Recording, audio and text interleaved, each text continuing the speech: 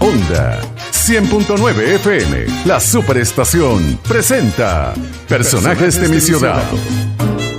Un ameno recorrido por las historias de Valencia, de la mano de la periodista Charito Rojas. Personajes de mi ciudad, por Onda 100.9 FM, la superestación.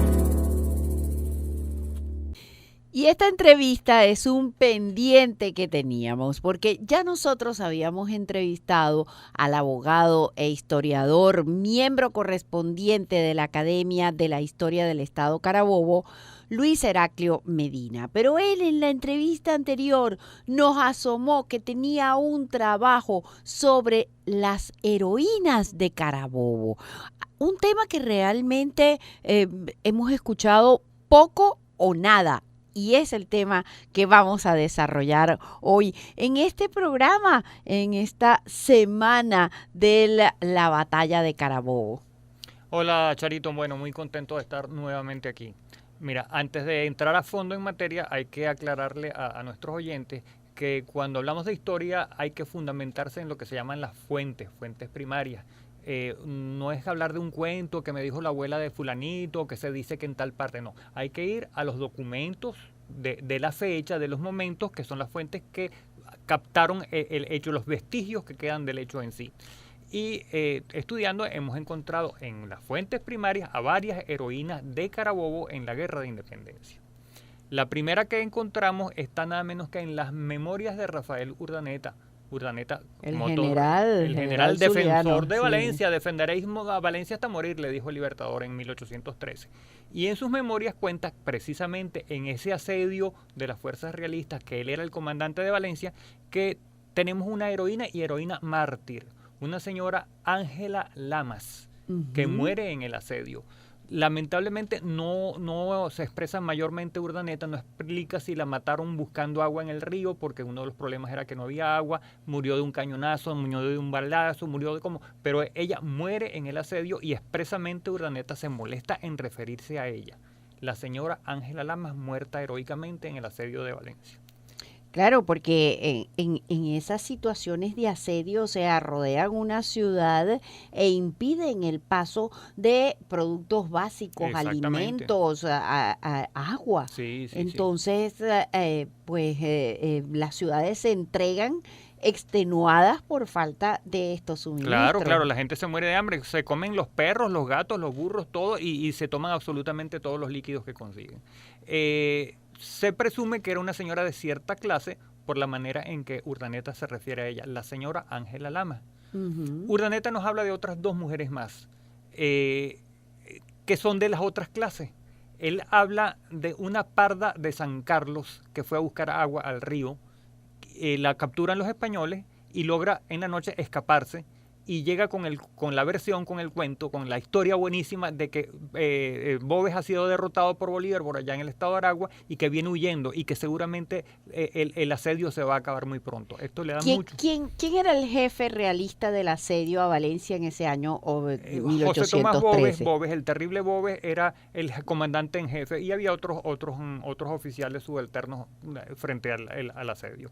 El último golpe le iba a dar Boves, que venía de Aragua, pero ya venía derrotado, entonces lo que venía era más bien buscando llano. Que la parda vino con una tremenda información, un tubazo. Bolívar derrotó a Boves en Aragua y viene huyendo. Exactamente. Dice que los españoles han dicho, o los realistas mejor dicho, que eran criollos y españoles unos pocos, que si no terminan de acabar con Valencia esta misma noche, tienen que irse. Y entonces ellos dicen, bueno, vamos a resistir hasta lo último. Y la otra mujer que menciona Urdaneta en este mismo episodio es una india de los Guayos. Simón Bolívar efectivamente venía, pero venía por el lado de los Guayos y consigue que una india atraviese el lago de Valencia en una lanchita, en una canoita, y le dice y le informa a Urdaneta, no, ya Bolívar viene, está en cerquita, está allí mismo. Y entonces es la otra buena noticia. Entonces tenemos tres mujeres, y son tres mujeres de distintas clases sociales. La doña aristócrata Ángela Lamas, que muere, la parda de San Carlos y la india de los Guayos. Fíjate qué bonito, todo el mundo está metido en la historia. ¿Y cómo terminó ese asedio? No, ese asedio ya, ellos no pudieron, trataron de un último asedio y tuvieron que retirarse. Esto es en que Valencia no cayó. No cayó en esta oportunidad. Después viene más tarde 3 meses después, entre junio y julio, vuelve Boves. Boves ya ha destrozado el ejército republicano, porque eso era, ganaban una batalla unos, ganaban la otra, tomaban una ciudad y se tenían que retirar, eso nunca había definición, pero hubo la gran batalla de la Puerta y Boves destruye el ejército republicano, y ahí sí le pone un asedio mucho más fuerte a Valencia. Sí, con Cajigal y con los otros oficiales españoles. Que ya era una ciudad importante dentro de esta Capitanía General de Venezuela. Sí, una de las más importantes, la segunda o la tercera ciudad. Uh-huh. Sí. Y entonces ahí sí logra entrar a Boves. Ahí sí va a lograr entrar y ahí se da otra historia. Y es una historia muy bonita porque es una historia de amor la que se da. En Valencia hay una muchacha que se llama Mercedes Párraga, que es hija también de una de las principales familias. Sus padrinos de bautizo son los marqueses del Toro, imagínate, la marquesa y el marqués del Toro, muy vinculados a la familia de Simón Bolívar, aristócratas claro. De aquí y de Caracas también. Okay. Cuando Bolívar, un poco antes, en el año 13, viene con su campaña admirable desde Colombia, él trae, medio ejército que trae son neogranadinos, son colombianos, y entre esos soldados, entre esos militares, está José María Ortega y Nariño. Él es el sobrino de Antonio Nariño, el gran prócer de la independencia neogranadina. Uh-huh. Es un muchachito de 17 años. Ahí en esa guerra no era guerra de gente de 25, de 30 años. Muchísimos eran muchachitos de 12, de 14 años. Él tiene 17 años y viene con la guerra. Pelea en Niquitao, pelea en Bárbula, pelea en Vigirima, pelea un montón de batallas. Y llega aquí a Valencia. Y en Valencia conoce una muchachita de su misma edad, que es Mercedes Párraga, la hija de la autoridad de Guacara, porque los Párraga tenían muchas propiedades en Guacara, y se enamoran los dos muchachones. Vienen una serie de combates, una serie de batallas, y cuando hay el gran combate de Vigirima, que es el combate más largo de toda la guerra de independencia, dura 3 días. Vigirima, claro. Sí, señora. Nosotros en Carabobo teníamos prácticamente lo más de toda la guerra de independencia. Entonces, en pleno combate, José María le dice al Libertador: comandante, yo quiero pedirle permiso para casarme porque esta jovencita y yo tenemos amores. Queremos que nos den permiso para casar. Tú sabes que los militares tienen que pedir permiso para casarse. Y Bolívar le dice: mira, si salimos vivos, se casa usted a la brevedad posible. Pero mientras tanto no, todavía no. Bueno, termina el combate, huyen los realistas, vienen para acá y se formaliza el matrimonio, se formaliza el compromiso.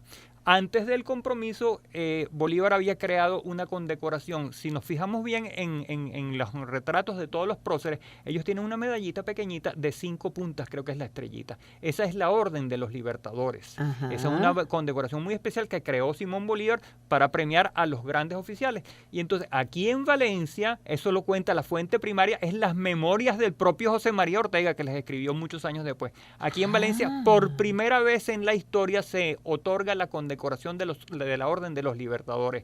Dice que son a 7 oficiales. Nombra a Urdaneta, el propio Libertador se hace colocar la condecoración. Está él, José María Ortega, y están otros cuantos, no recuerdo ahorita, incluso él no los nombra completos. Pero en las condecoraciones tú sabes que te la pone en el pecho una persona distinguida. ¿Y a quién buscan? El acto lo hacen en la casa de Mercedes Párraga. ¿Y a quién es el que la que le pone la condecoración a todos esos militares? La niña de la casa, Mercedes Párraga. Qué linda historia. Sí, la historia es muy bonita, pero hay la parte más bonita que falta todavía. Cuando ellos se van a casar, Bolívar le dice: pero un momentico, usted se casa, pero quien va a llevar la novia de su brazo a la Catedral de Valencia, en esa época era la iglesia matriz, soy yo, no es el papá.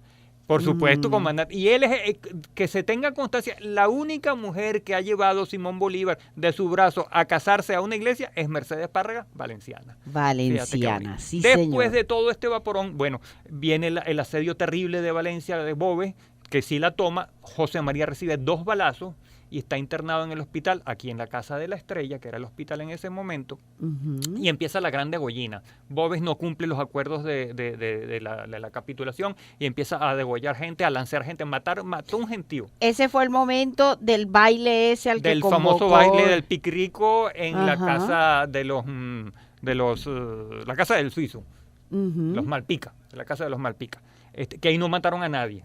Ahí fue el baile, pero los mataban afuera. Y los iban a buscar a sus casas, los sacaban del hospital y los mataban en la puerta del hospital.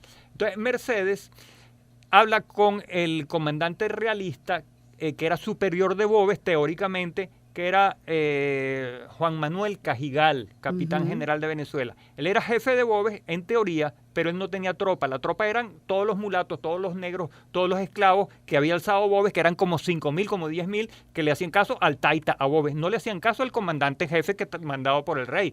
Y él lo reconoce. Esa es otra fuente primaria. Él lo reconoce en sus memorias. ¿Qué podía hacer yo? Yo tenía cargo, pero no tenía mando. El mando lo tenía Boves y es más, cuidado si me mataba a mí también.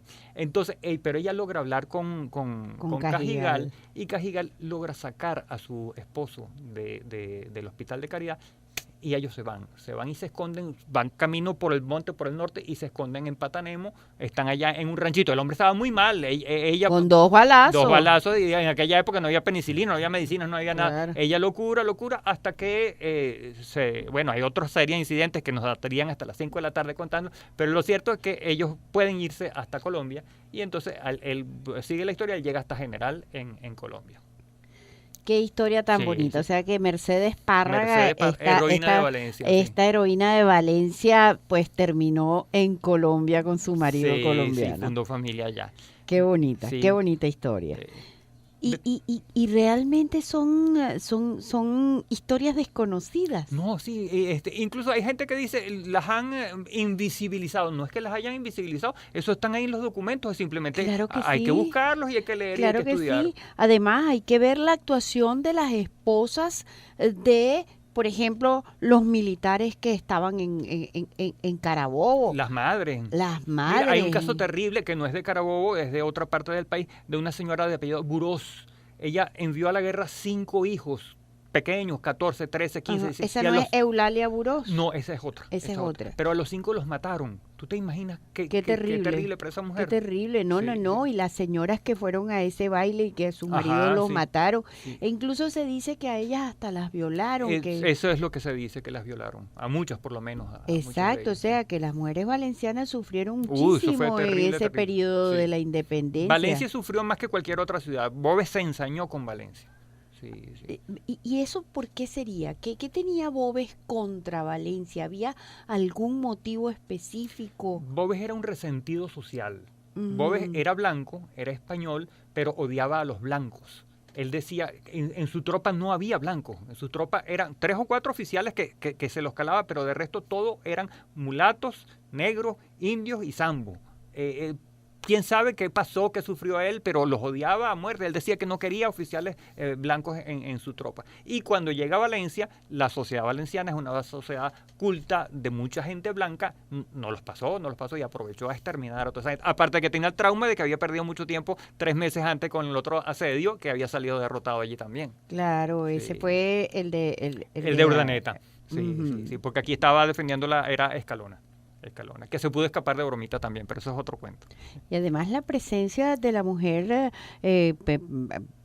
digamos que no solo la valenciana, sino también las venezolanas en general, que acompañaron a las tropas en pasos difíciles, en batallas, que estaban, era el grupo de apoyo, por lo menos aquí en Carabobo. ¿Cómo sacaban a los heridos? ¿Cómo las que fabricaban las balas, los cartuchos eran cartuchos de papel, porque eso es lo que eso eran las mujeres, los que hacían las que hacían la ropa, la comida, cuidaban a los heridos. Las mujeres se embraguetaron en la guerra igualito que los hombres también. Tenemos a la Chepita Zabaleta después de Boves y antes de la batalla de Carabobo. En el año de 1820 estaba establecido Pablo Morillo en Valencia. A él le gustaba mucho Valencia. Él fabricó el Puente Morillo, fabricó la Torre de la Catedral, empedró las calles. El hombre, hay que reconocerle, el tipo le agarró cariño a Valencia y le hizo obras civiles. Pero era realista y no lo quería la gente, que la gente quería era la independencia. Pues hay un personaje que era Josefa Zabaleta. Zabaleta con Z. Con Z, sí, descendiente de vascos remotamente. Ella había sido esposa de Francisco de Paula Tinoco, un militar patriota de Puerto Cabello. Murió de un cañonazo terriblemente en uno de los tantos asedios de Puerto Cabello. Ella quedó viuda, ya tenía sus niños, adoptó o recogió en su casa a un hijo anterior del comandante Tinoco y se viene para Valencia. Era una de las principales familias de Valencia también. En el año 20 se produce en Valencia un complot para matar a Pablo Morillo y a todo su Estado Mayor cuando saliera el ejército y quedara solamente aquí Morillo con su grupo más reducido, en un lugar que todavía no hemos precisado con exactitud, que se llama Mucuraparo, que queda entre Valencia y Tocuyito. Allí se había ido concentrando secretamente un grupo de combatientes republicanos. En ese momento toda la zona central estaba ocupada por los realistas. Bolívar estaba por allá, por Colombia, Páez por el llano, los en Oriente. Todo el centro estaba pacificado por Pablo Morillo. Pero había ese foco ahí escondidito. Y se reúnen hasta 200 guerreros allí. Entonces estaban pendientes de en el momento en que el ejército fuera a hacer cualquiera de sus operaciones, que quedara Morillo y su Estado Mayor con una reducida guardia aquí, tomar por asalto los cuarteles y darle muerte, descabezar a Pablo Morillo. Sí. Pero en eso en que están mandando mensajes y provisiones desde Valencia para Mucuraparo, uno de los esclavos es interceptado, que llevaba las cartas, lo agarran, las autoridades lo registran y le encuentran una carta. Entonces por ahí empiezan a hilar fino, le dan seguro unos pescozones al esclavo, el esclavo decía, ya hay 200 más, y entonces inmediatamente se revienta el complot, empiezan a poner gente presa y gente presa y gente presa. Cae preso nada menos que el alcalde de Valencia, Vicente Guevara. Lo enjuician también, enjuician a toda esa gente, y la financista principal, la promotora principal es Josefa Zabaleta, la viuda del comandante Tinoco. Chepita Zabaleta. Mal llamada la Zabaleta por algunos historiadores, pero después de registrar a todos los expedientes que hay, en ningún momento la llaman la Zabaleta, la llaman la Chepita. Está en el Correo del Orinoco y están en los expedientes que tiene Pablo Morillo. Todo eso está ratificado hoy. Y por esas cosas del destino, ya que yo había escrito sobre ella hace tiempo, un buen día se comunicó conmigo una persona a quien no conocía, que me dice, yo soy descendiente de los Zabaleta. Y entonces hemos intercambiado mucha correspondencia, muchos papeles, y tiene documentos originales de la Chepita Zabaleta, donde la llaman efectivamente Chepita, nunca la Zabaleta. ¿Y ella qué pasó con los enjuician Chepita a todos Zabaleta? ellos, el alcalde de Valencia lo fusilan, fusilan a 7 u 8 miembros más de la sociedad valenciana, y a ella la enjuician. Pero era una mujer tan importante que, y quizás por mujer también, eso fue una ventaja en ese momento, Morillo no la quiso fusilar. Le condona, le cambia la condena por destierro. La expulsan del país, ella se va a una isla del Caribe, y después ella en segundas nupcias se había casado con un señor colombiano de apellido Arrubla o Arrubia, y se van para Colombia, y entonces termina con su vida por allá, pasa mucho tiempo por allá. Muchos años después regresa a Venezuela, y aquí sí muere por una de esas epidemias horrorosas que hubo de viruela o de una de esas cosas. Pero es una heroína, arriesgó su pellejo, puso su dinero, y es fundó familia, tenemos muchos descendientes entre nosotros también. Y hubo unas que combatieron, pero con esas vamos dentro de un ratico también. Ya, sí. Vamos ya. Porque vamos con una que es un personaje, a mí me gusta mucho porque es un personaje que recuerda a Mata Hari y a las chicas del 0007. O sea que era una espía. Teresita Heredia era una espía, sí. Ajá. Teresita Heredia no era de Valencia, era de Ospino, pero estaba establecida en Valencia. Dicen que era costurera y que también era maestra. Parece que era una muchacha muy bonita. Cuando llega Boves, y después de que hace la masacre y el desastre que hace, él designa gobernador civil de Valencia a un tal Luis Dato, uno de sus oficiales, que el tipo que parece que era un patán igual que Boves. En los expedientes, porque esta información que tenemos de Teresa, toda está de expedientes judiciales, de juicios, no es en cuento, eso es juicio que están en los archivos de Indias, en los archivos de Morillo y de La Torre en España. A ella y que la veían metiéndose en la casa de Dato. No sabemos qué juju exactamente tenía, porque la muchacha como que era medio tremendona. Eso es otra cosa que hay que decir. Cuando hablamos de las mujeres de la independencia, imaginamos todas unas damas con aquellos vestidotes, una seriedad. No, había de toda clase de bochinches igualito como lo ha habido en toda la vida, en todas partes. Entonces a Teresita la veían con unas cosas raras con Dato, pero parece que Dato se molestó un momento con ella. Y le hace un castigo ejemplar español que llaman el emplumamiento. ¿En qué consiste? Que la agarran a la persona, generalmente es a las mujeres, las desnudan, las montan en un burro, las embadurnan todas de miel o de melaza y les echan plumas de gallina o plumas de lo que haya, de cualquier animal que haya matado, y entonces las sacan a pasear en esas condiciones por toda la ciudad. En cada esquina van escoltas militares, tocan tambores y leen: a Teresa Heredia se le ha castigado con emplumamiento por tal y tal y tal y tal cosa. Y a esa niña la pasearon por toda Valencia con ese castigo. De ese O sea, un castigo de humillante. humillante, infamante. ¿Y Sí. de qué la acusaban? No está claro porque no le abrió juicio. No se sabe qué fue, pero parece que fue por algo de espionaje o que no quiso hacer él algo con él. No se sabe, pero eso no está. Ajá. Eso lo relatan unos testigos. No sé por qué le hicieron eso, pero eso se lo hicieron. Varios testigos declaran en un juicio que le hacen más adelante a ella. De ese castigo español del emplumamiento se utiliza mucho contra los proxenetas, contra las prostitutas, porque es infamante. Viene el refrán, se le cayó el plumero, dejó el plumero. Ah, dejó el plumero. Por ahí viene, todo Lo que tiene pasa es su que aquí razón. también utilizan esa expresión en otro sentido. No es tanto porque los proxenetas, sobre todo en la antigüedad, eran de esa clase. ¿Ves? Entonces dejó el plumero. Claro. ¿Ves? Sí. Después, bueno, no la ponen presa. Todo sino, tiene su razón todo de tiene ser. su razón. Sí, y cuando uno menos imagina, encuentra, oh, y esto era así. Sí. Mira, Teresa se va de aquí, por supuesto. Se va para Caracas. Claro, después de eso huye de la plaza. Qué Sí, vergüenza, ¿no? Pero en Caracas la vuelven a poner presa. Y ahí sí le abren juicio. Un juicio por un delito que hoy en día no existe, que se llama el delito de infidencia, que era el delito de falta de fidelidad al rey. No era tanto como traición ni como rebelión, pero era falta de fidelidad al rey. A ella la acusan de que debajo de su cama tuvo escondidos a 2 soldados patriotas. Lo acusan también de que tenía escondidos. Ella era tremenda, vale. Yo creo que ella era tremenda. Sí, que tuvo escondidos unos fusiles, la enjuician, pero entonces dicen, no se probó nada, esas son las acusaciones que hay, pero no hay mayor, y le dan la libertad, pero estuvo 6 meses presa en la cárcel de Caracas. Después se va para La Guaira, pero venía de vez en cuando a Caracas, y en uno de esos viajes, un testigo dice que la oyó hablando mal del rey, mal de las autoridades y bien de Bolívar, y la vuelven a poner presa, la enjuician nuevamente por el delito de infidencia, y entonces el tribunal decide, todo ese expediente está, que no se ha logrado mucho comprobar que sea un reo del delito de infidencia, pero es una mujer de mala conducta y se la condena a expulsarla del país. Y ahí lamentablemente le perdemos la pista. Se le pierde el rastro Sí, después de sí. que Teresita Heredia se va. Pero es un personaje para hacer una película, una telenovela, porque es un Verdaderamente, qué personaje historia, emocionante, ¿eh? sí, Qué sí. historia. Y son historias desconocidas de nuestra historia Sí. patria, comprobadas, De nuestra ciudad. escritas y de nuestra Sí, ciudad. eso Sí, es lo que dices tú, señor. escrita, que están los expedientes. Así eso es, está que en hay los archivos. constancia Sí, sí. de la realidad y del personaje, Ujú. porque hay personajes que uno no sabe en realidad si existieron o no Sí, existieron, exacto, ¿no? sí. Y eso con los historiadores no nos gusta trabajar con esos rumores. Dijeron que sí, un cuento. No. Nosotros tenemos que ver los papeles, los expedientes, las memorias, la Exacto. autobiografía. Sí, sí. Exacto. Bueno, siguiendo en el tiempo, Ajá. llegamos entonces a la batalla de Carabobo, 1821.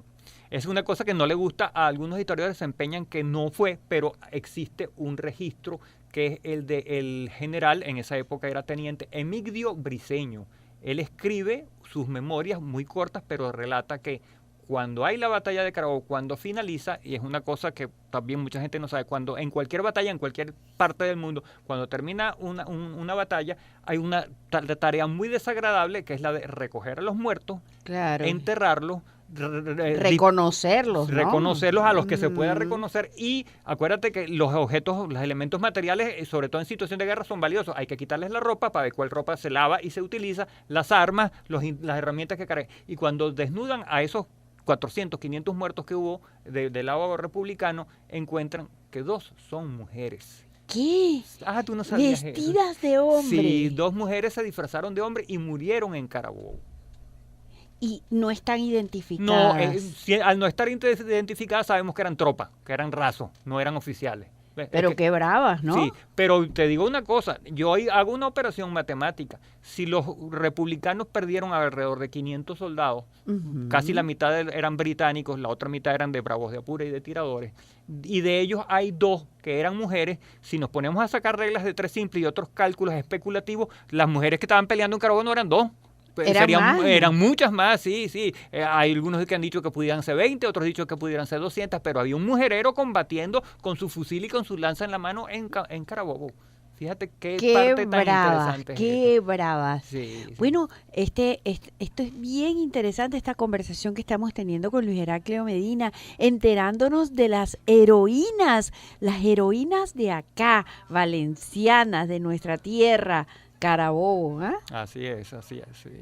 Y entonces tú sigues investigando sobre Sí, y este tenemos punto, un último, ¿no? un broche de oro, Ajá. para seguir con las muchachas tremendas. Ajá. Después de Carabobo, ya sabemos que no fue la última batalla y lo ratificamos y estaremos con ese cri-cri hasta noviembre, porque la última batalla o el último combate fue la toma de Puerto Cabello.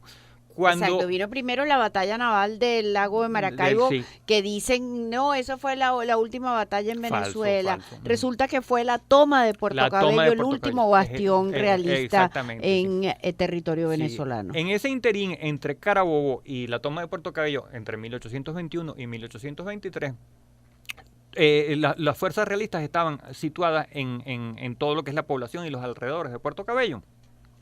Y allí, creo que es en el año 22,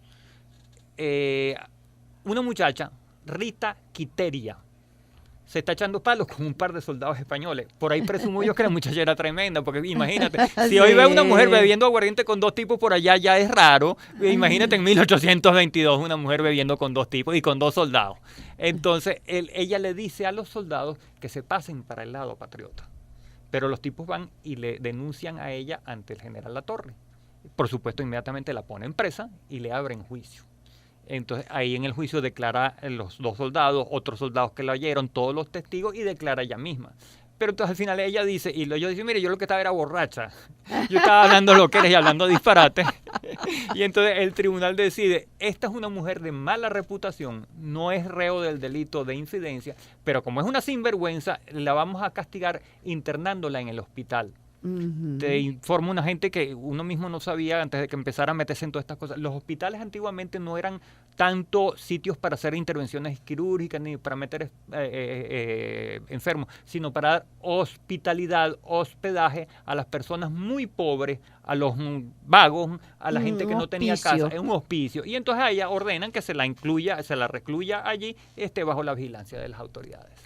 Broche de oro, pues. Qué bien. Sí, hemos visto, entonces tenemos mujeres de todas las clases, de todas las condiciones sociales, de todas las razas, por decirlo, aunque hoy en día no les gusta esa palabra, pero fíjate que toda la gente tuvo su pedacito de intervención en la guerra. Así es, muchas mujeres involucradas en esta guerra de independencia, heroínas venezolanas, en este caso valencianas. Sí. Y el llamado que hicimos la otra vez y que lo quiero ratificar, que no hay recordatorios de ella en ninguna parte. Una callecita, una plaza, una placa, nada para ella. Nada que recuerde a estas mujeres luchadoras, a estas mujeres que se lanzaron pues a luchar por la independencia de Venezuela con todo, como los hombres. Sí, perdiendo la vida en muchos casos y la libertad en otros. Así es, Luis Heraclio, qué conversación tan sabrosa, y esperamos que ustedes la hayan disfrutado y hemos aprendido muchísimo de estas heroínas. Esta investigación realmente interesante, que yo me imagino que va camino a ser volcada en alguna obra, sí, Luis claro, Heraclio. Estamos publicando nuestros artículos en la prensa, en las redes, siempre estamos machacando eso porque esos son personajes que no se deben olvidar. Personajes de nuestra ciudad, como el doctor Luis Heraclio Medina, historiador, que hoy nos ha contado estas insólitas historias de las valencianas heroínas. Y así finalizamos nuestro programa de hoy. Muchísimas gracias por acompañarnos. Y por supuesto que este programa ustedes pueden escucharlo en forma de cápsulas de lunes a viernes como micro a las 9 de la mañana, 2 de la tarde y 7:30 de la noche por esta señal de Onda 100.9 FM. Trabajamos para ustedes en la producción de este programa Carmen T. En la operación, Gilberto Pirela y José García, edición y montaje, Ricardo Calabrese. Para escuchar este programa, síganos en @OndaValencia, @Charito Rojas Periodista y suscríbanse a nuestro canal YouTube, @Mundo UR Regiones y presiona la campana.